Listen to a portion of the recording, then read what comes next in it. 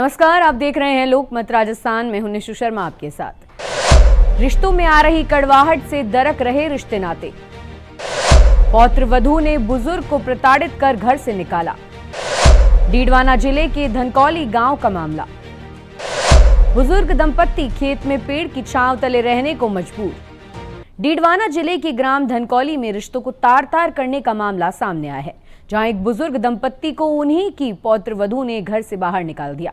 बुजुर्ग उस्मान खान ने आरोप लगाया कि धनकौली में उनका स्वयं का मकान है, मगर उन्हें और उनकी पत्नी को उनके पोते की बहू ने घर से बाहर निकाल दिया।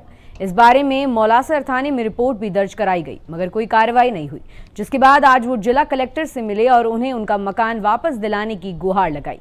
साथ ही न्याय नहीं मिलने पर आत्महत्या की चेतावनी भी दी।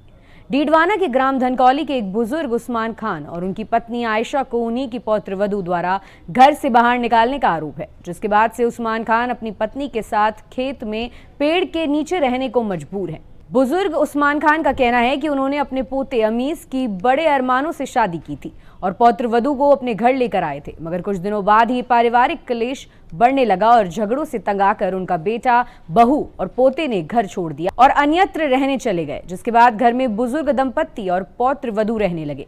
मगर बुजुर्ग दंपत्ति का आरोप है कि अब पौत्र वधू ने उन्हें भी जबरन घर से बाहर निकाल दिया।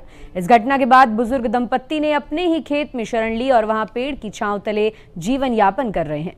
मेरे पोते की शादी होने के बाद में मेरे पोते की बहू के उच्च विचार होने की वजह से और मेरे पोते की बहू ने मेरे पोते से संबंध नहीं रखे, इस वजह से मेरे पोते का उससे कोई संबंध नहीं है, तो मेरे पोते ने उसको तलाक का नोटिस दे दिया। नोटिस देने के बाद में वो हमसे रंजिश रखने लग गई और हमें पूरे परिवार को घर से बाहर निकाल दिया और मेरे घर पे कब्जा कर लिया। जो घर मैंने बनाया था, हम पूरा परिवार उस घर में रहते थे और हमें घर से बाहर निकालने के बाद में घर के 2 गेट थे, मेन गेट, जिन पर दोनों ने ताला लगा लिया और अब उस घर में कोई प्रवेश नहीं कर सकता है। मेरे घर में जो भी सामान था उसको मैं नहीं ला सकता, यहाँ तक कि घर के अंदर गेहूं, अनाज वगैरह खाने पीने का सामान था वो भी घर में ही पड़ा है, हमें लाने नहीं देती है। हम उस अनाज के लिए भी परेशान होते हैं और और कपड़े लत्ते वगैरह कुछ भी नहीं ला सकते और हम जंगल में पड़े हैं। मैं और मेरी पत्नी, मैं 70 वर्ष का हूँ, मैं बूढ़ा आदमी हूँ और अब मैं कहाँ जाऊँ, क्या करूँ। मैं यहाँ मेरे खेत के अंदर पेड़ों के नीचे बैठा हूँ मैं और मौसम की मार मुझ पे पड़ रही है और उस मेरे पोते की बहू की ज्यादती की वजह से हमें ये यातनाएं सहनी पड़ रही है। बुजुर्ग उस्मान खान का कहना है कि जिस मकान में वो रहते थे वो उनका स्वयं का मकान है, जिसे उन्होंने अपनी मेहनत से बनवाया था, मगर पौत्र वधू ने उस्मान खान को उन्हीं के मकान से बेदखल कर दिया। हैरत की बात तो यह है कि पीड़ित बुजुर्ग जब अपनी गुहार लेकर मौलासर थाना पहुंचे तो पुलिस ने मात्र शिकायत दर्ज कर बुजुर्ग को वापस भेज दिया। उस्मान खान के मुताबिक उनकी पौत्र वधू का पिता शब्बीर खान पुलिस में बड़े अधिकारी हैं, इस वजह से उनके दबाव के कारण पुलिस हमारी कोई सुनवाई नहीं कर रही, जिसके कारण उन्हें इंसाफ नहीं मिल रहा। वो हमारी माना गरम कौन पड़ पाते गरम गया, हमारी मार पिटाई करी और मैं जंगल में पड़ा। मैं लुगाई की जात हूँ, नहीं मारे नब्बा की जगह है, नहीं मारे टट्टी दबा की जगह है।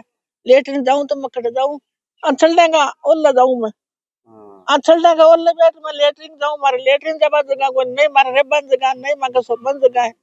ई पेट के तले पूरा उन्याड़ो में कड्या लुआ के माय से पर मैं उन्याड़ा के माय ई पेट के तले बैठे और हमारा घर पर कब्जो कर दियो और घर के बारे में निकाल दिया। मैं जाऊं तो मां की कोई कौन सुने और पोते की कट गया तो मांग ले पुलिस कने और कट पुलिस में, एसपी में, कलेक्टर में, एसपी कन गया, कलेक्टर कन गया, थाने गया, मां की कोई कौन सुने। अब पोते की बहू और भी को बाप कोई सबने दबावे, कोई पुलिस वाला ने कोई नहीं मां का करने को नहीं बाजे, नहीं मां की कोई सुने।